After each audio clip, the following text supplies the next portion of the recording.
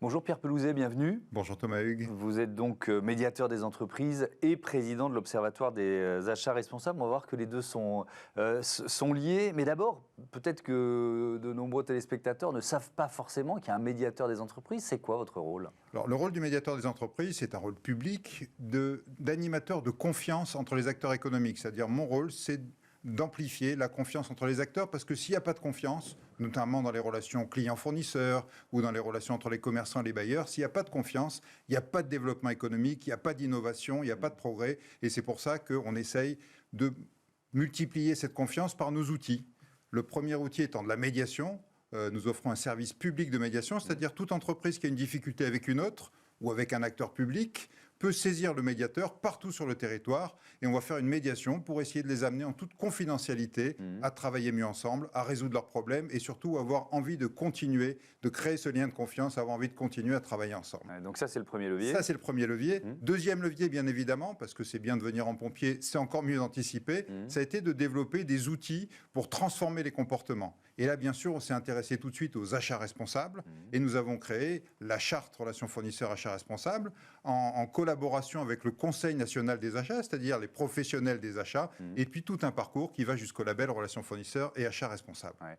On va évidemment détailler cet aspect-là. L'Observatoire des achats responsables, c'est lié de votre expérience de médiateur des entreprises, ou alors ça existait déjà pour bien comprendre ça a été créé un petit peu en parallèle. Ouais. Moi, j'étais très longtemps un acheteur, et puis dans ce métier d'acheteur, je me suis rendu compte des difficultés à promouvoir les achats responsables, à promouvoir des relations plus responsables. Ça m'a amené à créer effectivement l'Observatoire des achats responsables que je préside encore aujourd'hui, qui est une association indépendante, bien évidemment, avec plein d'adhérents qui nous aident à pousser ce principe d'achat responsable.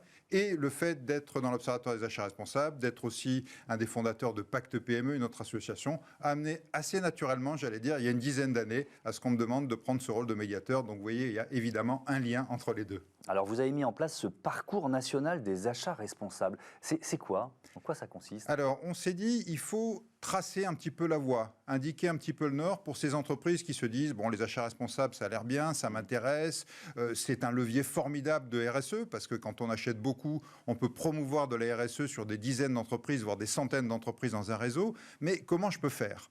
Le premier outil a été une charte qu'on a bâtie, comme je le disais, avec le Conseil national des achats, une charte donnant les 10 bonnes pratiques à respecter pour avoir une relation client-fournisseur équilibrée et pour avoir les bases de l'achat responsable.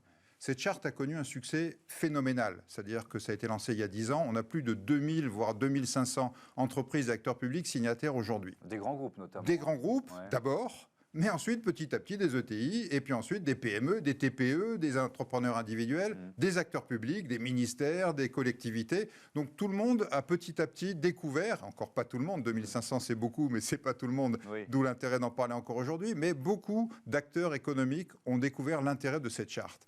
Et on s'est dit, la charte c'est bien, mais allons plus loin, parce que s'engager sur une charte c'est pas mal, démontrer qu'on est vraiment responsable c'est encore mieux, et du coup on a créé ce label. Pour créer ce label, on a fait ni plus ni moins que créer une norme mondiale sur les achats responsables. On ne le sait pas, mais la France est à l'initiative de la norme mondiale, une norme ISO sur les achats responsables, qui s'appelle ISO 20400. Donc nous avons porté ces travaux, et donc notre label s'appuie, bien entendu, sur cette norme mondiale.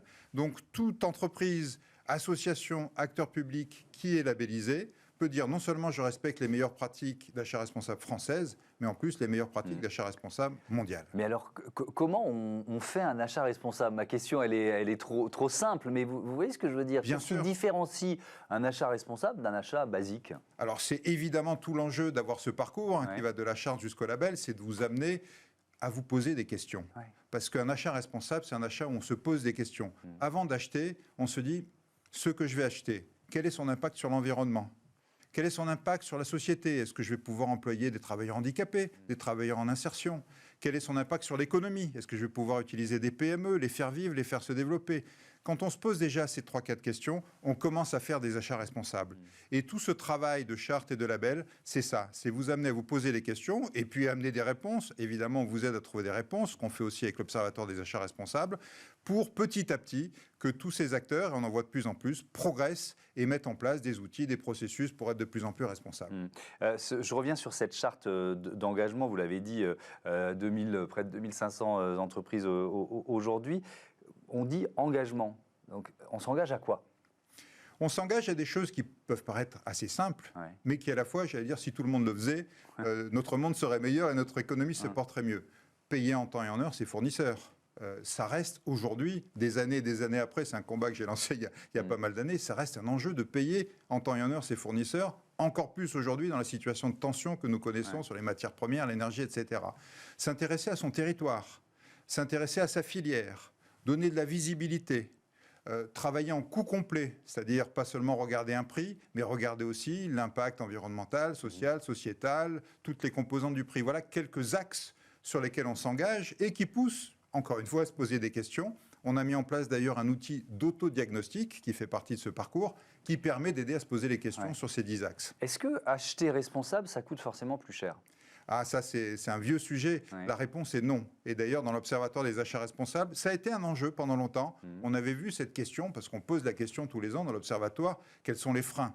Pendant des années, ça a été, la contradiction entre le budget et acheter responsable. En fait, aujourd'hui, non. On se rend compte qu'il y a... Pourquoi? Parce que l'offre s'est élargie, L'offre s'est élargie. Et puis, quand on travaille en coût complet, quand on se dit, ce que j'achète, c'est pas juste un prix.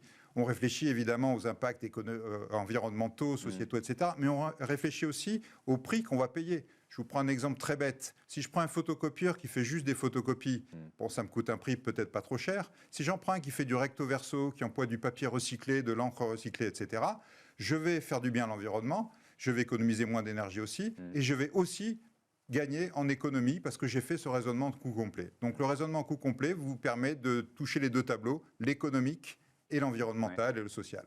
Vous l'avez évoqué, ça concerne aussi des organismes publics. Lesquels, si vous avez des exemples à nous donner? Bien sûr, bien sûr. Le public s'est beaucoup embarqué dans la démarche achat responsable. C'est vrai qu'on a un soutien du gouvernement. Olivia Grégoire, à qui j'ai remis un rapport il y a quelques mois, nous a soutenu fortement dans ses précédentes fonctions. Mais le public a beaucoup embarqué parce que ça donnait aussi de la valeur à l'achat public, qui est parfois un peu regardé comme un achat un peu différent. On a commencé par des ministères. Il y a un premier ministère, le ministère des Armées, ministère de l'Éducation nationale, et j'allais dire tous les ministères maintenant sont en ordre de bataille pour être labellisés d'ici la fin de l'année. Et puis ensuite, on a vu arriver des collectivités, on a le département du 92, on a certaines collectivités territoriales, on a des chambres de commerce, on a des grands acheteurs publics, je pense à l'UGAP, vous savez, cette centrale d'achat, ou le RESA, qui est une centrale d'achat pour les hôpitaux. Donc petit à petit, tout le monde public s'embarque. Et ce qui veut dire que derrière, leurs fournisseurs s'embarquent aussi, et il y a des chaînes vertueuses qui se créent. Avec un peu de retard par rapport au privé, ou est-ce que ça a été... C'est presque le contraire. Il d'accord. faut dire que l'achat responsable a presque pris plus rapidement, et on le voit aussi dans nos analyses de l'Observatoire des achats responsables, plus rapidement dans le monde public que dans le monde privé. Alors c'est vrai que le monde public a peut-être moins cette contradiction que vous évoquiez tout à l'heure. Si j'achète plus responsable, ça va coûter plus cher. Parce qu'on est là pour offrir un service public, donc on essaie de s'engager de manière la plus responsable possible. Évidemment, le privé a bien rattrapé depuis, mais voilà, la tendance est plus forte dans le public que dans le privé. Si on doit convaincre un chef d'entreprise qui nous regarde de passer aux achats responsables, c'est quoi? C'est un moyen de se démarquer, tout simplement, de la concurrence, par exemple? Ça fait partie des atouts. La France est leader mondial sur les achats responsables. On ne le sait pas, je l'affiche, je l'affirme, on est les seuls à avoir porté cette norme, on est les seuls à avoir un observatoire des achats responsables. Dans toutes les enquêtes, on fait des enquêtes avec EcoVadis, on voit que la France est un peu en avance. Donc portons cette différence positive qui peut nous faire gagner des parts de marché, évidemment, si on l'affiche haut et fort, d'où l'intérêt de ce label. Mais il n'y a pas que ça. Les générations d'aujourd'hui ne travaillent plus pour n'importe quelle entreprise. Une entreprise qui ne ferait pas attention à la manière dont elle achète, je peux vous dire qu'en plus, avec les tensions sur les recrutements qu'il y a en ce moment, elle aura de plus en plus de mal à trouver des gens qui veulent travailler chez eux.